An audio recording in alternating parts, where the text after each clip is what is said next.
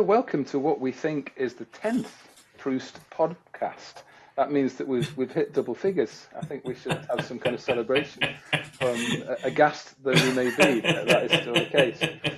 And I'm really excited. I've been looking forward to this chat for quite some time. We're talking today to Mark Berry, who's a name that some of you may know, some of you have had contact with. Certainly, Mark and I have kind of moved in similar circles and had mutual friends and bumped into each other in all sorts of things for probably 20 years, Mark. It must be getting towards that now. Can't be that long, surely. Well, obviously, I was only 14 when it all started.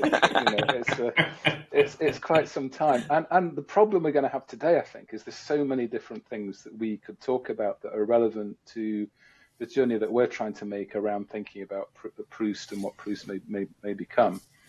And also the kind of interactions with various ways of trying to do faith in a way that is meaningful.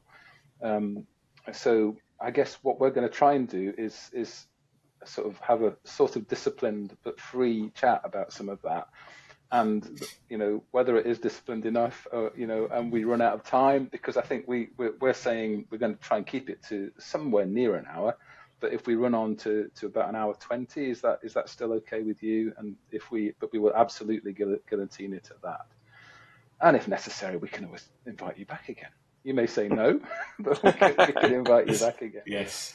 So I'm going to hand over to our Rob, who's going to ask you stuff.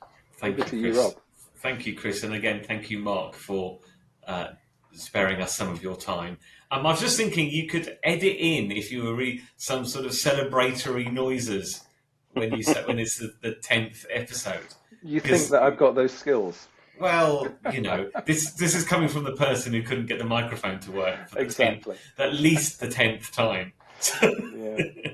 So that would be fun. Anyway, Mark, thank you ever so much. Because all good professional interviewers do this, they do a little bit of research, don't they? And as I'm none of those, I did happen to look at your website, and you do a heck of a lot. Yeah, you do a heck of a lot of stuff.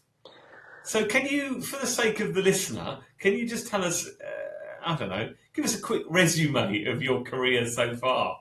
Oh, gosh. Going back a long time, I trained as a lighting designer and worked as a lighting designer in the theatre and the music industry for a few years. That's going back a long time, but always been in the arts, went to art school, always been involved in the arts through that. But then in the mid-90s, when the recession hit and the theatre and the music industry just bombed for a while, I was doing a lot of voluntary youth work. So I took the opportunity to train as a youth worker and a youth minister. And so that's where I started, really, in terms of ministry, was working with young people who were largely outside of the church, whether that be schools or just out in the community. I spent, in my formative years as a youth minister, spent a couple of years hanging out and living with a bunch of neo-Nazi skinheads in South London, which kind of set some of the tone for my ministry and my life ever since. I've always kind of lived and engaged in life with people who don't really fit in places or in communities that sort of have their own sense of identity and struggle. So, yeah, do a lot of all sorts of things, really. I'm a pioneer minister. I was one of the first to be licensed as a lay pioneer. I just do loads of stuff: poetry, art, football, prisons, you name it, whatever I can do, whatever I can explore and experiment with. So thank you. Do you have a typical day? What's a typical day of a lay pioneer? No such thing. What does that mean to the uninitiated, to be a lay pioneer? Well, the lay part means I'm not ordained, and that's something that I've struggled with and fought for many years, not to be ordained, and managed to. It's one of the few successes in my life is that I've successfully avoided being ordained, I think. So the lay part is that I'm not ordained. The pioneer part, I guess, somebody You started as a pioneer when we were really starting to use that word. I came through alternative worship, emerging church, all of that stuff, which is where Chris and I first encountered each other at Greenbelt, and we worked together a couple of times. One time particularly doing it was supposed to be 24 hours, but I think it was about 12 hours of a worship event in New Forms at Greenbelt. But as a pioneer, I guess it's I'm an entrepreneur. Not in terms of making money, but it's about seeing opportunity to connect and engage with people and just going with the flow and seeing what comes up, really. So no, there really isn't a typical day. At the moment, I could be in prison, I could be in London, I could be doing stuff with the Church of England, I could be hanging out talking to people. It can be all sorts of things, really. Can I ask them a very, very practical question? Are you employed by the Church of England? For a couple of days a month. Okay. Just for a couple of days a month, yeah. When you call yourself a pioneer, is that a title that's given to you, or one you give to yourself? I'm sorry, I don't mean to be intrusive, but I'm just really interested in trying to understand what this all means. Well, if I go back to the early 2000s, when I was working as a youth minister, working with a bunch of different churches, exploring various different things. I think I was just beginning to explore the late 90s, early 2000s stuff around new monasticism and thinking about faith in a different way. As I mentioned, when I started in my youth ministry, I always seemed to gravitate or find myself with people who were, for want of a better phrase, on the margins of society. I'd want to challenge that phrase these days, but people know what I mean when I say that. Yeah. It came to a point in my youth ministry. We worked for a few different churches, groups of churches, and I guess I had a choice, really. One was to keep doing that and to sort of move into ever bigger churches or youth work organisations. And another choice was to go into an office job with a diocese or something. But that just wasn't me. I like going into new places and meeting new people and doing new things. I'm not one for routines. And I was really, wondering what to do and where to go. And I think at about the same time, the Church of England started to use this word pioneer in terms of thinking about ministers and missionaries, in inverted commas, that went into new places. I think it came out in part of the Mission Shaped Church report, thinking about how do we do things differently. Yeah. And so there was a little bit of there was an emphasis at that point of saying, well, we need people, they recognized that church attendances were not growing, that there were increasing numbers of de-church people, but I think it was George Barna's research at that point showed that the biggest group of people that there were those who had never been to church, the completely unchurched. Yeah. And so I think there was some energy at that point in saying, well, we need to go to new places and go and be with people, whether it's networks, whether it's communities, whatever that is. And so the term pioneer was used. So it was one that I think I was exploring myself. But yes, when I moved to Telford in 2005, that was my job title. Okay. Thank you. That's very helpful. So what's your background with Proust? Did you get involved with Proust in its earlier iterations? Yes. I think it was about 2006, 2007. I wrote a pocket liturgy book.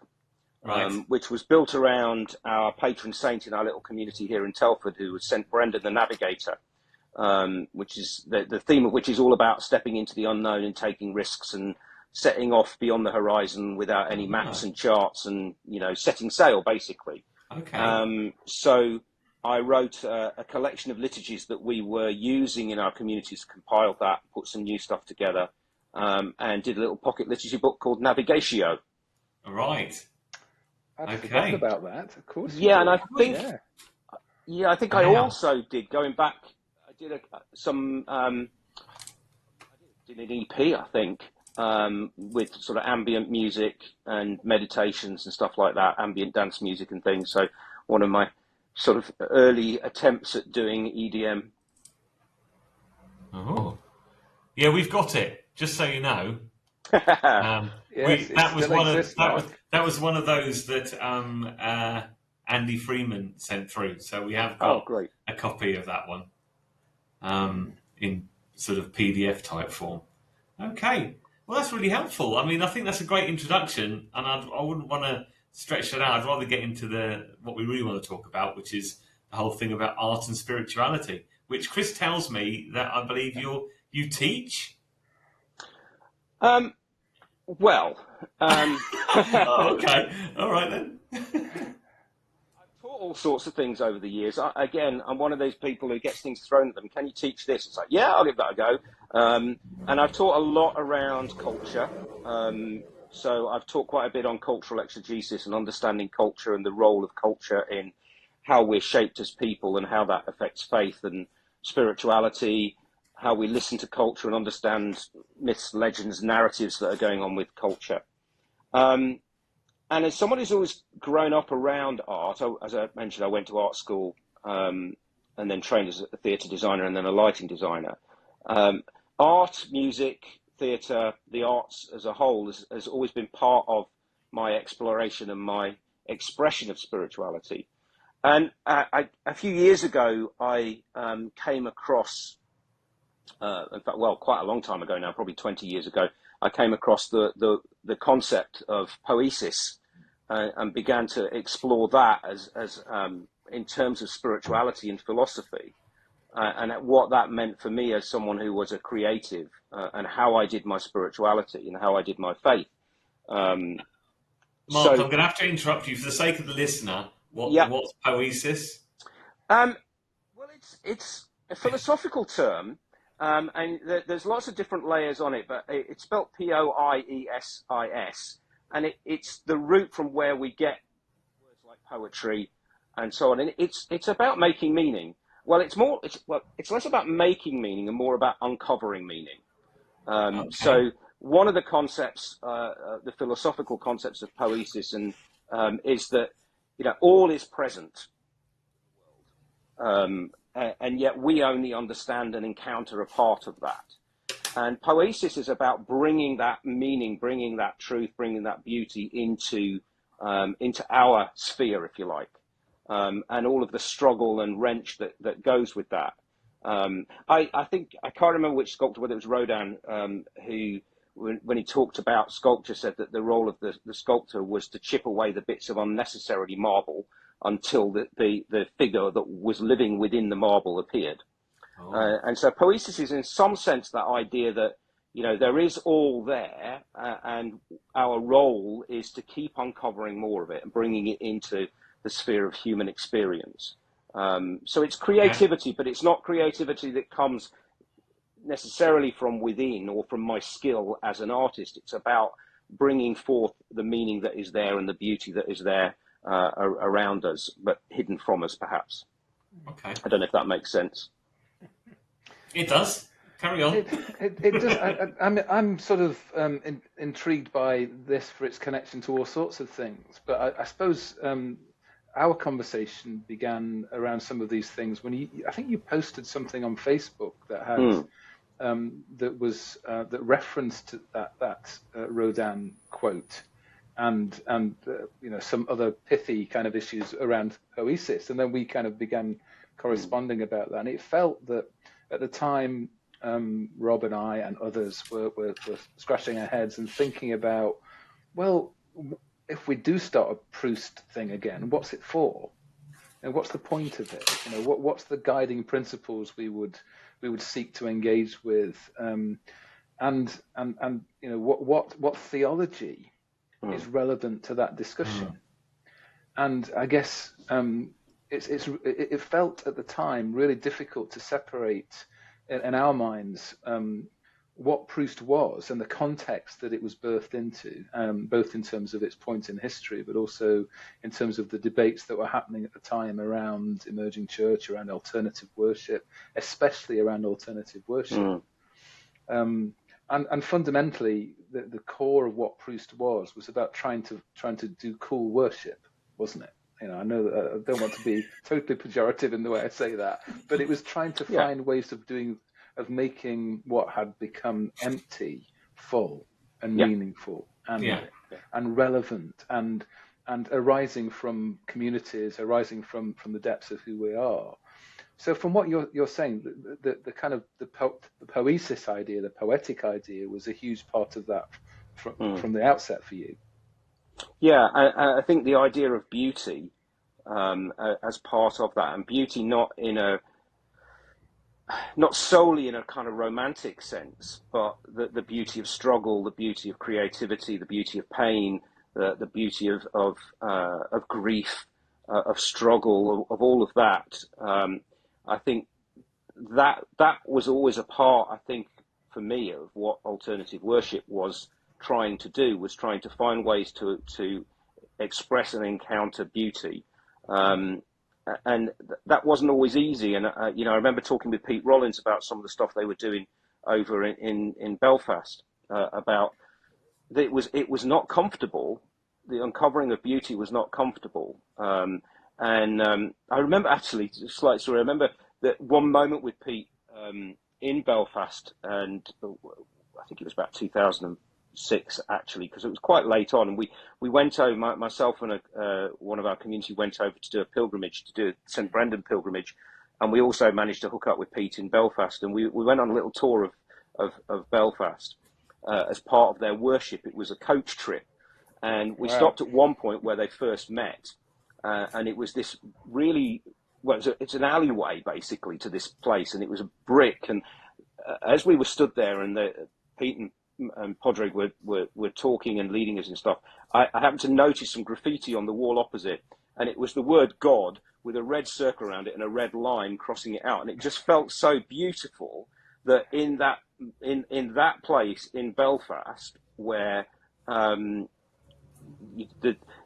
religion had become such a thing of division, and there was this story of Icon and wrestling with all of that, and there on the wall was this sort of God with a red line crossed out, and it just felt like a really beautiful moment. And it wasn't beauty, and it was always not that pretty. It was kind of like it made manifest all of that struggle in one word and a symbol, and to me that was a thing of beauty. The way it was spray painted onto the wall just said so much about that culture in just a really simple icon, no pun intended. Yes. And so there's something about that which, for me, alternative worship was part of people of my, I guess, my peers, myself, trying to wrestle and uncover a sense of beauty within spirituality and within worship. That had all of that truth in it. You know, it wasn't necessarily pretty, but it was raw, and it was beautiful. Wow, yeah.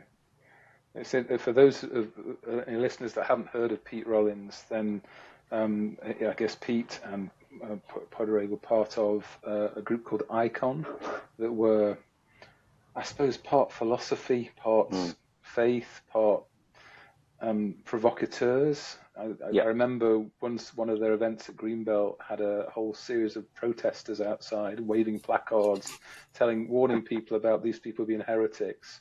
And then, those of us that shuffled past to get into the, then we realized that the people doing the protesting were the Icon themselves outside their own event. It's that trickster, the element of trying to subvert in order to make us go deeper and think deeper. Yes, amazing stuff. So it's a setup, you mean? Yeah. Well, it might say it was a setup. You might say that was the point, though. The point of the thing was to make us think about the business of heresy. I think Pete's idea is this idea that whatever we think, well, it's not his idea. It's the philosophical idea that what we think we know about God, we have to accept we don't know. So anything that we hold, we have to hold at least lightly. So anyway. Again, we're in danger of spinning off into all sorts of other chats. But that's not to say don't speak, Mark. Please go on. Let's spin off. There was one. I just wanted to. It was memories coming back. one moment which I thought was incredible and provocative and just blew my mind, I have to say, at an Icon event at Greenbelt, where they had people, I think there were 3 or 4 people reading poetry, spiritual poetry. And there was a lady, a youngish lady, and I remember she was stood on if I remember this correctly, stood on a milk crate to the microphone and was reading this beautiful poetry about that God is the Trinity and harmony, very kind of Tolkien-esque really, about the almost the divine as a chord, and talking about all this harmony, and it was so beautiful. And then gradually what happened is her voice was crossfaded with the original, with the person who actually said it. And as it crossfaded, you became aware of this male voice. And then you became aware it was a male voice from Northern Ireland. And then you became aware that it was Ian Paisley. Oh, my word. And the moment that you kind of cottoned on that this was this figure who we've grown up with, who spoke so angrily and so aggressively, speaking these beautiful words, it just was this jar that made you think, wow, you know, and that was the provocative sense. It wasn't mindlessly provocative. It was meaning to kind of really get you to think and to catch you unawares with your own preconceptions and ideas, and challenge them and push them. It was very, I mean, Pete was a big fan of Zizek, and I think that really sort of pushed you into that place of challenging your thinking. And for me, that's something of where poesis is, because it's being willing to kind of let go of the ability to construct and uncover something that's not new, but is perhaps new to you, new, and there's a risk in that, which I really love. And I think, you know, there's just going back to the poesis thing, the Genesis story, the creation narrative. There's a wonderful thing in that which I think I missed for years and years and years. And I think, you know, grew up in a sense with the idea of God, the divine, as a mechanic, a constructor, a scientist, if you like. But particularly this mechanic, you know, who knew God's skill and was able to construct and so on. And yet there is this phrase that's repeated, I think, 7 times in the Genesis narrative, the creation narrative. And it is this: God looked at it and saw that it was good. Right. That phrase to me is really, that's one of those phrases that just jars and sends, you know, into this new place of thinking, because when you start to think about that phrase, then it challenged me with my whole way of thinking about the divine, because I guess I've been brought up with this idea, you know, that God was infallible and, you know, God knew everything and omnicompetent and all of that. But creation wasn't an act of competence then. Creation was an act of art, because for God to look back at what had been created and say it is good, therefore to me suggests that there was a possibility that God could look at creation and go, that's crap. Yeah. That's not good. So there's a risk moment in there that God made themselves vulnerable in the act of creation. And it's that repeated phrase, which I just love, and God looked at it and saw that it was good. To me, is like, it makes me feel like, or the image it conjures up in me is there's 2 images really. One is the artist who's, you know, caught up in this, making this piece of art, and then steps back and looks at it and goes, actually, it is good. And the other is the mother, you know, the moment of birth, that you know, the baby is born, and the first thing that happens is everyone looks at it and goes, is it good? Is it whole? Is it healthy? Yeah. Yes, it is. Or, you know, but I think that moment of that sense of the artistic tension of risk that there is in creativity, I think that's there in creation. It has to be for me. But that to me changes my understanding of God. That's really interesting. I like that. From the way you're describing this then, Mark, I'm hearing poesis as a process and a tool, but I'm also wondering if it's more of an event. It's something, it's a happening that that is tangible in the moment. Yeah. Does that make sense? Yeah. Does the question even make sense? Yeah. Yes, it's. I mean, Heidegger talks about it as being a comportment toward being. It's the bringing out of being. So it is an event. Yes, it's both process and event, an uncovering, a bringing forth, a bringing towards presence and being. It's I'm not a philosopher, so I struggle with it, but I get excited about that idea. I mean, Derek Whitehead talks about, uses the idea of, which you will like, Chris, of the potter. You know, he says a pot is brought forth or led into being from the clay on the wheel. And therefore we can speak about a pot's thrownness, about how it has been brought forward. And yet we cannot know it until it is brought forward, until it is actually finally brought forward. Then it takes on its own identity and its meaning. So there's this kind of a formative intentionality in bringing that forward, and the process is part of it because the process shapes it. But then there's also this sense that it exists, and it's the process that brings brings it forward. Yeah. And the other example that's often used is the idea of a wooden cup that exists within the trunk of a tree. And the cup maker brings it out. So that sense of the aesthetic within that, and I think the creation with that sense of God saying, looking at it and saying, God looked in and saw it was good. Brings the aesthetic, makes creation an aesthetic process. Right. So, from that point of view, is there almost like an instruction to live out poesis, to seek after poesis, to kind of to find that wooden cup inside the tree, or whatever analogy we want to use, the pottery one? Is that intrinsic to our tradition, to our Christian tradition? Do you think? Is it? I mean, is that something that you can see emerging through the story of Scripture? Yeah, I mean, I think so. I think it's. I wouldn't want to attribute it to a tradition. I think it's about human expression. It's about being fully human. Where I want to say, if we understand God, the divine within this kind of framework, the creative, the relational, the vulnerable, the risk taking, then there's something about, as humans, but not just as humans, but actually, is this part of the narrative of the whole of creation, that we're made in that image of vulnerability and creativity and aesthetic and all of that? I mean, I can't see how it's not. So in a sense, I don't want to say, well, look, this is a Christian idea, because it isn't. But for me, when I look at look at my faith, look at Scripture, look at the narrative through the eyes of the aesthetic, the eyes of the poet, of the potter, of the artist, then actually I find that Scripture takes on more depth, more meaning, more beauty in a sense.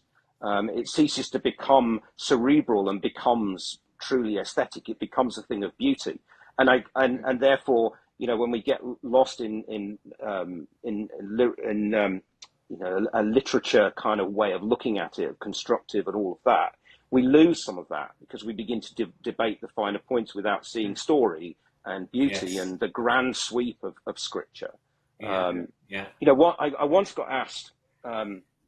When I was working for the Church Mission Society, and they have their annual training, and I think with a slight smirk on his face, I think it was Paul Thaxter, who was then the director of mission, said to me, well, could you do a session on mission in the Bible? I'm like, yeah, okay, I can do a session on mission in the Bible. He said, great, you've got an hour. So I've got to do teach mission in the Bible in an hour. And so the only way to do that was to step away. It was a bit like those Magic Eye, the old Magic Eye 3D things. Oh yeah. I could never see them. Nah. Well, I learned how to see them, but and I love them because of that, because I can do it. It's great, and it always makes me feel nice. It's like people who can do the Rubik's Cube. I hate the Rubik's Cube because I can't do it. But yeah, you almost had to then step to look through Scripture. So not to look at Scripture, but to look through it, like you're looking at a magic eye, almost to defocus and see what is there within it, behind it, and see, so for me, as I began to do that with Scripture, what I began to see was a line that went through Scripture, which was about, to use the theological term, shalom, was about the whole sense of the harmony and narrative of creation that runs all the way through Scripture. The image of the tree, that goes through, the sense that it goes right from Genesis through into Revelation and actually carries through in this really clear line that you can only see when you step back and defocus, in a sense. If that makes sense. Yes, that sounds very Celtic spirituality to me, Mark. That's just right to my heart. I like that. Yeah. Okie dokie. Well, it might be worth mentioning, one of the other things that we had interacted about was the relationship that I kind of thought may be relevant between the poesis idea and this kind of school of thought that is using the label theopoetics. Can't even say that very easily. Which my understanding is very much to do with a group of people that are using the making process. So poetics actually means to make. So almost I suppose you're describing a process of making God in that idea of theopoetics. But which probably goes back quite neatly to Peter Rollins as kind of themes in How Not to Speak of God, and this idea that we are constructing an idea of who God is, and we're doing that in big ways, with big theologies, and we're doing it with small theologies, and we're doing that in the making of art. So there's a lot there about embodiment and vulnerability and being and justice, and how being connected to people who are normally excluded, is a way of reconnecting us with the true meaning of some of the stuff that we've kind of got lost from. So I think there's lots of parallels there that are quite fascinating. Do you remember that chat, Mark? Am I doing just do it? I don't know whether I am or not. Well, Rob, when you at the beginning you asked about whether you said, you teach this, and I didn't really sort of get around. I sort of laughed it off in a way, but I was asked to teach a module for Cuddesdon on practical theology, practical and reflective theology. And I wanted to throw in a session on poesis, because for me, that sense of the act of poesis, or the act of creating, of making, it is a theological reflection. And I think there's something intrinsically human about narrative, and about whether that's a linguistic, whether that's poetry, story, whether it's drawing, art, making of symbolic stuff. I mean, all of that is about kind of a process of reflecting on divinity and on God. So I wanted to bring in a session on that, which was kind of, and I sort of wrestled and searched for stuff, and there's quite a lot of bits and pieces, but not a lot of really that people spend a lot of time sort of bringing it together and forming it. And I think, that sense of, the earliest things we did to express our reflection was to make art, was to chip at a bit of bone, was to paint on a wall, was to blow paint across a hand, was to tell folk tales and stories of the stars in the sky, and and the rivers and the animals, the fables and the myths and the legends. That was the earliest thing that we did. And I think post-Enlightenment, we lost some of that sense of making meaning and actually uncovering meaning through the making of art, whatever that is. So, and I think for me, well, it's just, but I don't like to call myself a poet because I don't like labels, and I don't like to define myself in that way because it feels arrogant and makes me feel rubbish. But yeah, a few years ago, we were leading up to Advent in our community. Advent is probably our key season of the year. The whole thing of expectation and promise and vulnerability and all of that. And so I decided I wanted to write. I wanted to do something that I couldn't do. And I grew up being able to draw, and was told all the way through my education, "Oh, you can't write. You don't do words." And I struggled with essays, and I struggled with all of that because I don't do words. So, but I can draw. So I came to this sort of with an option. I thought, well, I can make art, I can draw, I can do prints, I can do all of that, and I can explore the story through that. But I know how to do that. I can bring my competence and my skill to bear in doing that. Well, that's not going to take me anywhere new. Right. So I made the decision, I'm going to write some poetry. In my, what I must have been, I don't know, 50, I don't know how old I was when I did it, but it was like, okay, let's do something that I can't do. Let's do something that I'm not competent at. And so I thought, well, I'm going to write 4 poems, one for each Sunday in Advent. By the time we got to Christmas, I'd written 70 poems. Wow. And it was an amazing experience, not because they're any good. And I think people that have, used them and heard them and read them, and I've used them for stuff myself, it's not that I'm competent at it, but because I'm doing something where I can't rely on my competence, I'm having to let go and actually just dwell in what I'm doing and allow that to speak and not try and construct it or hone it or whatever. And I've got friends, a good friend of mine, really good friend of mine, she's a poet, and she's always encouraging me to edit. And I feel scared of editing because that's where I might have to bring competence or more likely incompetence to bear. So I just wanted to actually explore that process of being in that narrative or being in that place and reflection. So that for me, the theopoetic side of stuff is, and it's not something I really understand, it's something I'm exploring, is saying, well, can we encounter something of the divine that is outside of our competence, outside of our understanding? Is there stuff? Well, no, not is there stuff. I know there's stuff that about God and about the universe that is way beyond my comprehension and my ability to understand it. So I've got to find another way to engage with that if I want to. I'll let the theologians and the philosophers and the wordy people do all of that stuff.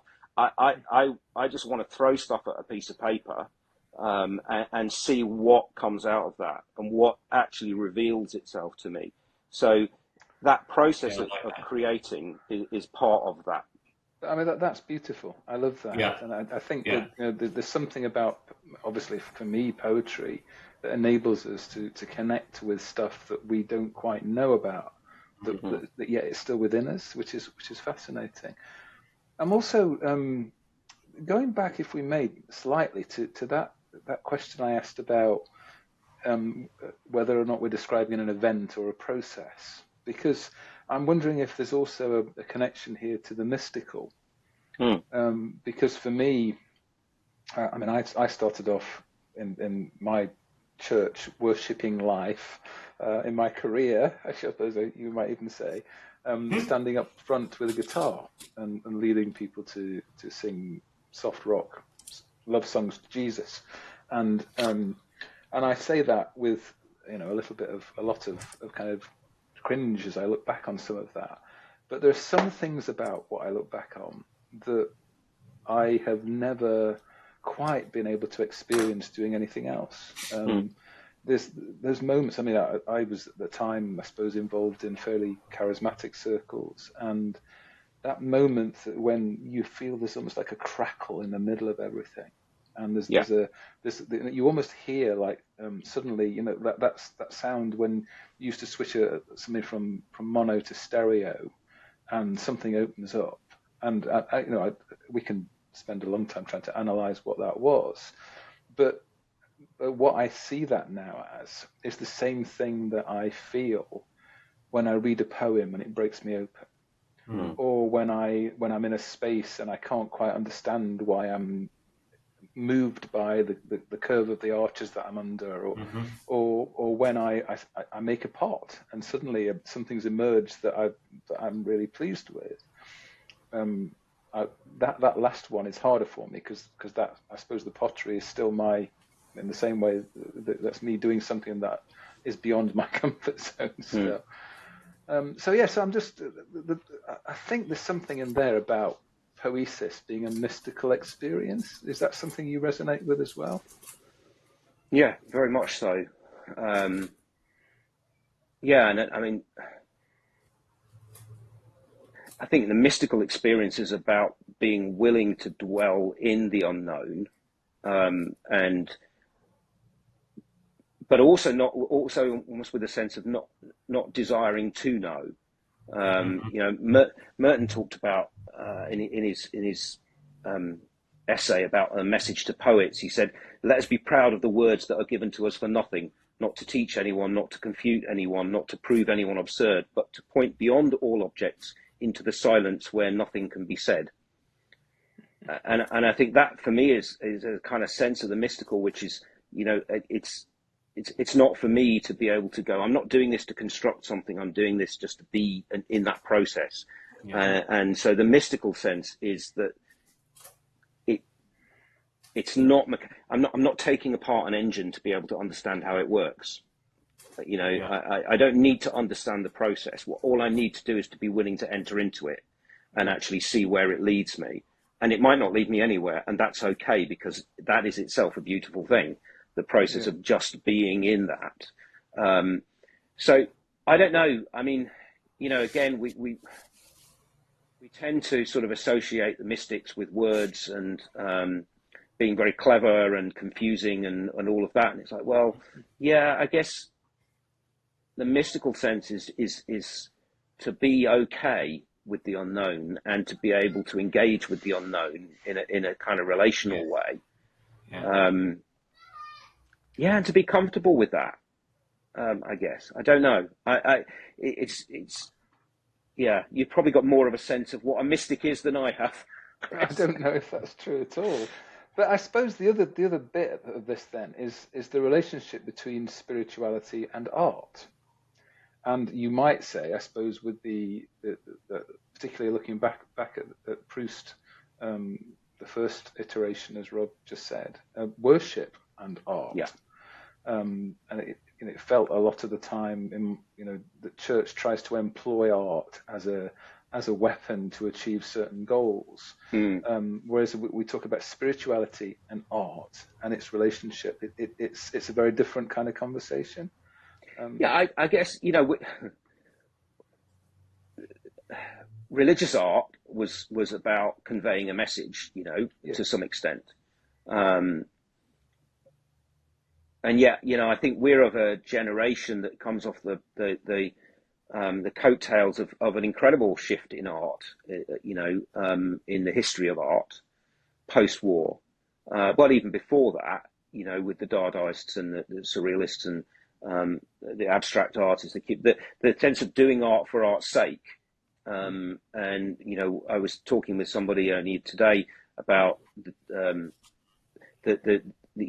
the commercial artist and the place of the commercial artist and the place of the free artist, or if you like, the expressive, the fine artist. And I don't want to get into, I'm not making value judgments, but I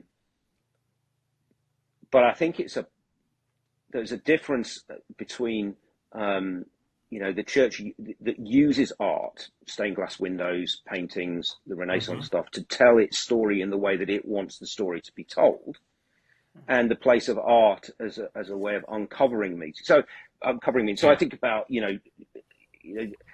Jackson Pollock is the classic example, who wanted to see what would emerge from a process, and he would construct processes that were encouraging randomness to see what might emerge, and to allow beauty to kind of come forth. And sometimes it doesn't work. or at least sometimes it doesn't bring about the expected result. Okay. But the process itself is creating the space for that to that possibility, that potential to be there. So I think there was something about growing up in that kind of culture where within the church we'd moved from the sort of Renaissance and all of that, and this religious art, through the kind of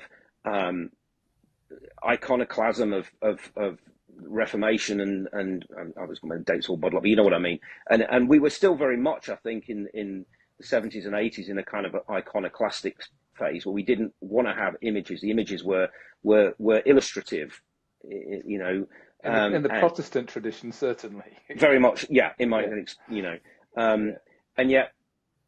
And uncovering the sense of an icon, which is something through, you know, a window by which we view the divine, rather than a representation of the divine. Yes, you know, so so if art could be iconography in that sense, if music, painting, poetry could be a way which we could look through and encounter a new sense of the divine.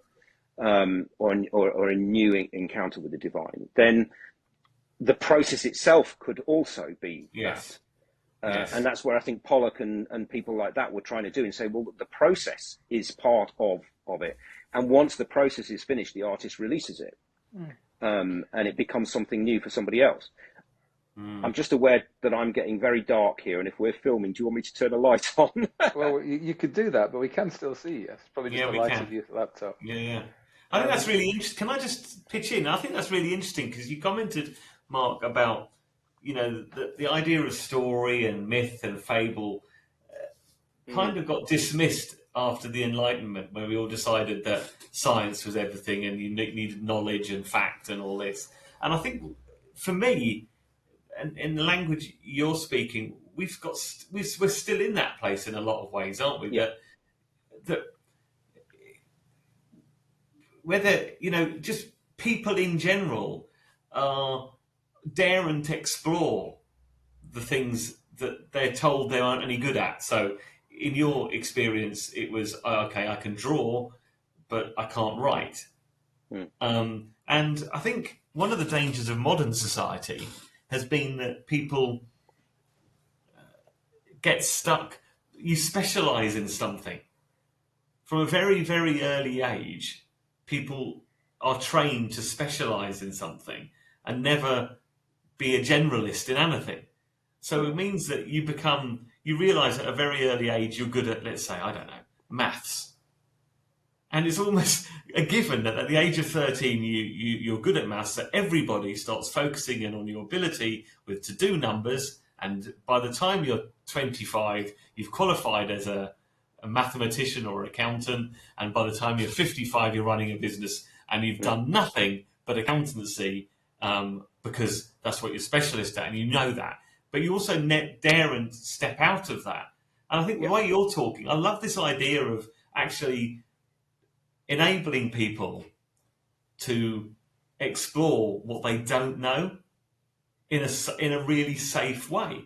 So what if, you know, you do an evening, or someone does an evening on teaching people to write poetry or explore poetry or explore, you know, art in a different way.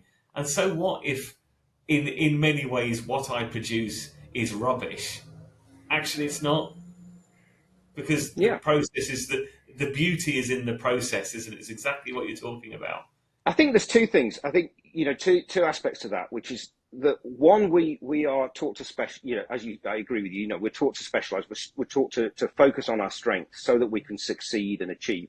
And you know, I don't want to say to a highly skilled artist who's trained and who's honed their skills that that's not great, that's amazing. And I want to celebrate that. Yeah. But I would also want to encourage that artist, as you say, to say, well, what about trying something different? You know, you know, when we get to that point of we become safe in our competence, is there time to say, okay, let's throw a random element into this. Let's do something you know, I am going to turn a light on. Can I? Go on. Go on. On you go. Go through it. Oh, there he is again. Oh, look, and there was light. And, There we and go. God said, oh, look, it's good. I hope you can edit that out of the podcast. No, we'll leave that in, Mark. We'll leave that in because we're professionals. So that's one aspect.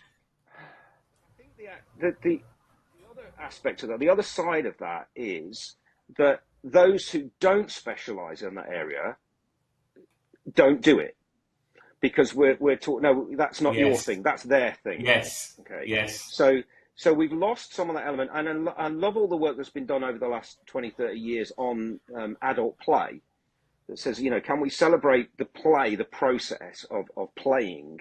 And I think the story stuff is, you know, I grew up with stories and I grew up with poetry, particular types of poetry, you know, as a kid reciting things like Albert and the Lion and stuff like that. You know, these wonderful narrative kind of colloquial dialect poems and so on. But, you know, by focusing on skill and on people specializing, which I think is fantastic, you know, we then limit the other people's options to do it because we are competitive or comparative. Oh, they're better at that than you, or they're the person that does this. Well, you know, it's not about being better. It's not about that. This is a different, you know, I put a little quote up the other day just to play with on social media to see how people responded, saying, you know, the artist wouldn't say, you know, but what was it? You know, I might make a mess. You know, the artist would say, the mess I make might be beautiful. You know, something like that. I know I've had some interesting dialogue, and it's just one of those little provocative, you know, not really provocative, but put up there for people to think. And it's like, actually, you know, that the willingness to make a mess is part of that process, and it is part of allowing ourselves to let go of competence and say, you know what, I can make a mess of my theology, you know, and that's okay. It's all right for me to get it wrong or to make a mess of it, because in doing so, I might actually encounter something really beautiful and some little kernel that goes and that makes me go, wow, you know, and so I want to encourage people to make a mess. You know, I'm not talking about the sort of, oh, let's just throw stuff around. I'm talking about an intentionality about making a mess, about giving something a go and being willing to be vulnerable, to get dirty and messy, and that what you produce isn't for anybody to look at and go, oh, that's good or that's not good, because that's not the point. No. You know, that's really not the point. I think that's fantastic. Why are we doing that then, Mark, do you think? Do you know what I mean? That's not the point. What is the point? You know, it's a good question. And I think there's a lot in our culture that is based on measuring.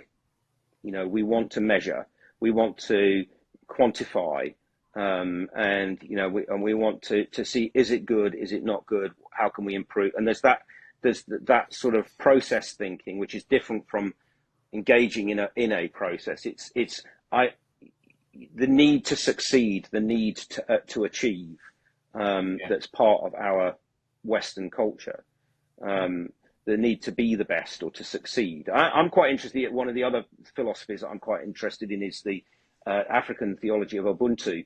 That sense of we are all one and we exist and engage together. And it's actually, there's something in that which says that, you know, we don't individualize. We all achieve together by engaging, and that's more important. You know, the classic story of the kids in Africa and the Westerner goes out and puts some sweets at the tree, and the kids all line up around the outside, and the person says, well, you know, the first one to the tree gets the sweets, and then he says go, and the kids all join hands and run together. And when they're asked why did they do that, they said, well, if one of us has sweets, all the sweets, that means some of us will have no sweets. And I think, you know, the Western idea is go and get as many sweets as you can. Yes. So I think there's something in that our society's become about progress, and become about success and achievement. So we don't like to do things that we don't feel that we can be successful at or we can achieve in. And, you know, and we feel bad about not being able to do something well. It makes us feel bad about ourselves. It's like, it shouldn't make us feel bad about ourselves that we can't do something as professionally or as competently as somebody else, because that's not what it's about. That might be about what some stuff's about, you know, but yeah, I just think it's there in our sort of, our success. It's interesting. I think we have, all three of us have been part of small groups that have tried to do what you're describing. You made reference to the stuff that we did at Greenbelt. I'd forgotten that was 24 hours. Blimey, that was mad. It was. Yeah, but I suppose that the messy business of community making around art is, I remember how both beautiful and wonderful and dreadful, not because of it not being good in that kind of performance way, just because it's messy and difficult to try and work. You know, we bring our egos to the table, sadly, as well as we're doing all that kind of stuff. So, but actually, in that process, you know, things that emerged from it. Obviously, I didn't remember the 24 hours, but I do remember vividly other things that emerged from that kind of bringing stuff together and making things. And I remember you know, events that we have done, and things that somehow our messy individuality and our limited talents have come together and made something far better than we ever imagined that we could make, which is that's such a privilege to be around that kind of stuff. One of the things we did during the long worship, which I think actually Proust published as one of the pocket liturgies, the long worship, or the long now, I think it was called, something like that. Oh yeah. Which, I don't know if you remember it, Chris, but we one of the things that my community did was in inverted commas, fridge magnet liturgy. And it was such good fun, because what we did was all of our community members wrote their story, their passions, and they told their story, and then we printed that story out word by word, those stories word by words, onto postcards, and then we lay all those postcards on the floor of the venue where we were doing this worship thing, and with sticky tabs on the back of the postcard, so people could stick like the fridge magnets, and they could put these postcards up on the wall and create poetry, liturgy, whatever you want to say. And some of it was hilarious. And then we had, as part of that worship, we were doing the hours. We did the monastic hours through the period, and so we used liturgy from the wall as the liturgy for the hours. And some of the things that came out were hilarious, and some of them were incredibly profound. And we just literally, as we were doing this, we just point to someone and say, turn and read what's in front of you. We had no idea what was going to come up. We had no idea what was going to be put up there, and we had no idea what was going to come out. So you had this like multi-layered of something so simple and so kind of banal in a way. We had this multi-layered that those words came from our stories. So there was something of us in those words. And then people took those words and they put them on the wall and made sentences and poems and stuff with it. And that itself was a layer of poiesis, because they were looking for words and randomly selecting words, or just picking up and then trying to link them together. And then there was this third level that it became part of our corporate worship as we had those, as we rehearsed the hours, the monastic hours through the day. And I love that sense of, there's three layers of the narrative the narratives that dwell in it, because we were investing our stories into it. The individual kind of creative moment, but then somehow it became part of a corporate whole as well.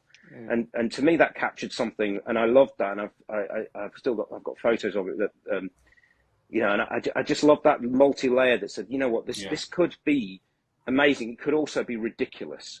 And I loved the ridiculousness of it. I remember there was a bit about cowboys.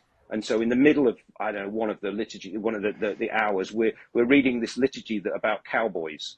And it was like, well, so what? You know, I mean, it just... Exactly that. So what? It's ridiculous. And I love the ridiculousness of it, you know. Yeah.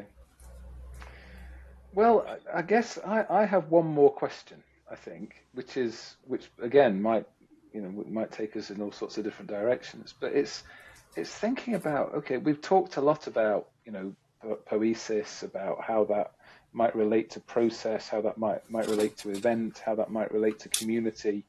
A lot of the stories we've told are from community making and poesis making in the past. What now? What next? How much of that do we carry forward? How much of that feels relevant still, feels important still? How much of it what next? that's my question, I guess. I think what's next for me, and just looking back a little bit, I think, what the church, what religion has become a kind of association of narrative. We invite people into our narrative. Come and share our story. Come and be part of this story that we are telling. But it's on our terms, in the sense of it's our story. We own the story, and people have to agree or associate with our story. For me, I'm really interested in new story. I'm really interested in how we find narrative together in new ways, in kind of risky ways. I'm interested in can I find narrative with a group of people who, with a pagan, with a guy in prison, with a homeless guy, or with somebody I meet at the football. Can I find narrative together? How do we find a story that talks about our dreams and our desires and our spirituality and our sense of the world that we live in? It's not about finding a single narrative, and it's not about having to all sit down at the end and go, yes, we agree with every word of this. It's about the creative process of making story together that brings together our myths and legends, and brings together our feelings and our emotions and our struggles and our pain and our hopes and our desires. And it's like, actually, can we somehow find that in a way that we can participate together in each other's narratives without feeling, like, oh, that's not my story. Oh, I need to be over here with these people who have the same story as me. So I'm kind of interested in, and I'm interested in big narratives as well. Like, what happens when we as a whole society experience something? What happens when we experience something of wonder? It happened a few months ago when the Northern Lights were, you could see them all over England. And I love that sense that you're welcome. By the way, we sent you a bone. Yeah, you did, you really did. And I just love that sense where everybody was like, this is what it's like here, and this is what it's like. Oh, can you see? I've got the same purple here. And it's like, it's a simple thing, but it was a thing of wonder. And as a nation, like, not in an organized, structured way, there was this sort of organic sense of wonder that spread around through social media and through stuff about, wow, look what it looked like in Bath. Wow, it looked like that in Bath. Here's what it looked like in Telford. Wow, to me, that was a thing of real beauty. The thing itself was of beauty, but that wonder, that national sense of of wonder. And then I had people coming up, oh, can we see it in Australia? And I'm like, I don't know. And they're like, oh yeah, we can, look. And it just, I love that sense of the bubbling up of some kind of shared narrative and shared experience and shared wonder. That we all experience it differently, but we're kind of engaging with that same sense of participation in wonder, in the aesthetic, that says, well, here's beauty, but here's my experience of beauty, and oh, look, and there's your experience, and you know what I mean? It's kind of hard to capture, but that's what that's where I want to go. I want to go, the divine. I don't own the divine. I don't own God.